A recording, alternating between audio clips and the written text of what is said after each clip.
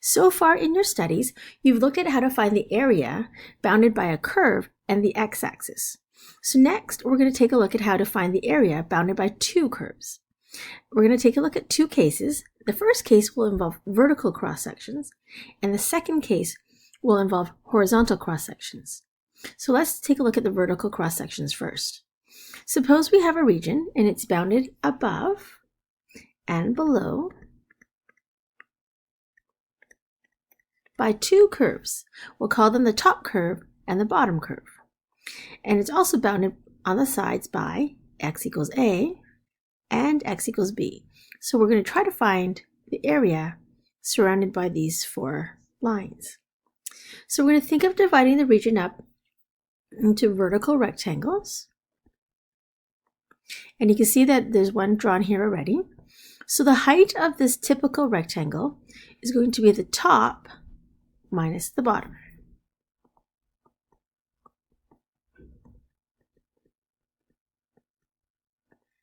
And the thickness of this curve from here to here is going to be dx. So the area of a typical rectangle will then be the height, which is top minus bottom, times our width, which is dx. So if I want to find the total area, we're going to integrate to add up the areas of these rectangles. So we're going to imagine that we have an infinite number of rectangles, and that's why we're going to use the integral. So we can say that the area is going to be from A to B, and the height will be top minus bottom, and then the width will be dx. Now, as a reminder, the dx in the integral reminds us that I want the top and the bottom expressions to be put in terms of x. Okay, and this is really important when we are taking a look at rectangles that are vertical. Now, specifically, if f and g are continuous functions on the interval from a to b, and if f of x is greater or equal to g of x for all the x's in a to b, then the area bounded above by y equals f of x, below by y equals g of x, on the left by x equals a, and on the right by x equals b, is going to be the area from a to b of f of x. So we're going to say that's my top curve. It's bounded below by g of x, so that's my bottom curve. And then the width will be dx. Let's take a look at an example. We'll find the area between y equals 2x plus 3, which is a line, and y equals x squared, which is a parabola from x equals 0 to 2. So let's start first by graphing the two graphs.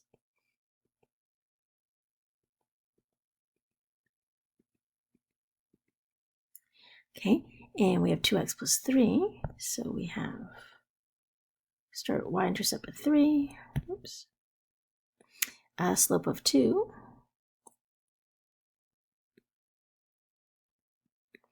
and we get a graph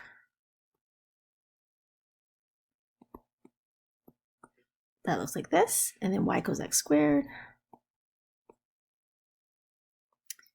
So we get 0, 1, 0, 1, 1, and then 2, 4.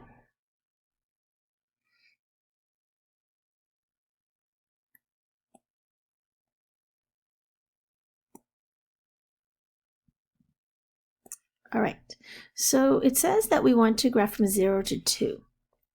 So the area that we want to find will be from here all the way to here. So I'm going to draw vertical lines, and that will remind me that the rectangles that I want to find the area of are vertical. So we're going to integrate from 0 to 2. And my upper curve is going to be the line, so it's going to be 2x plus 3. And I'm going to subtract the parabola, which is x squared, and then times dx. So when I integrate, I'm going to get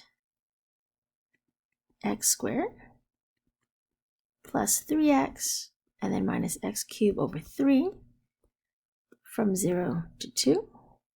And we plug that in, we get 4 plus 6 minus 8 over 3. And putting all of this together, actually let's do these two first. We get 10 minus 8/3, which is 30 minus 30 over 3 minus 8 over 3, which is then 22 over 3, and this will be in units squared. All right, let's take a look at something different. Now, it is useful to have the picture already drawn. Sometimes the picture will be drawn for you, like this one here. Now, it is important to have the picture because you want to know which one is the top curve and which one is the bottom curve, and if there's any changes. So if you take a look at this example 3 here, it says find the area of this region bounded by the two curves. So here we have y equals x squared, and then y equals 2 minus x. We can see from 0 to this point here, the line is the top curve, but then from this point on, the parabola is the top curve. So first, what we need to do is we need to find out where this intersection point is. We know that we're going to integrate from 0 to 2, but we'll need to split this up because the line is on the top for the first area, and the parabola is on the top for the second area. So to find our intersection point, which is this point here, we're going to equate x squared equal to 2 minus x to find where the two lines intersect. So we're going to factor to solve this quadratic. So we have x equals -2 and 1. So in this case, we are in the positive quadrant, so we know that the x value has to be 1. All right, so now what we're going to do is we're going to integrate to find the area. So this will be from 0 to 1, and from 0 to 1, we have the line on the top, which is 2 minus x squared dx, and then plus the area from 1 to 2. And this one has the parabola on the top and then the line underneath, or on the bottom. Okay, so let's, actually I'm going to rearrange these integrands first. So -x squared minus x plus 2, just to make it a little bit nicer once I integrate.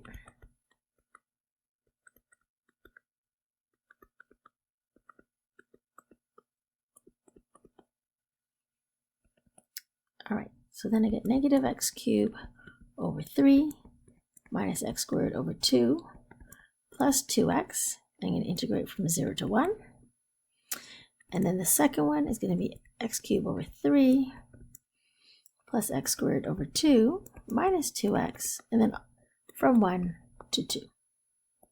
So plugging the 1 in, I get -1/3 minus 1/2 plus 2. And then plugging 2 in, I get 8 over 3 plus 4 over 2 minus 4. And then minus, plugging 1 in, I get 1/3 plus 1/2, and then minus 2. All right, so a lot of things cancel off quite nicely. So we have -1/3, another -1/3, so -2/3 plus 8/3. So that's going to be 6/3, so that's going to be 2. Okay, then we have -1/2 minus 1/2, so it's -1, and then -1, and then we have 2 plus 2 minus 4 is 0, and then -2, so we have plus 2. Putting all together, we get 3 units, and then squared.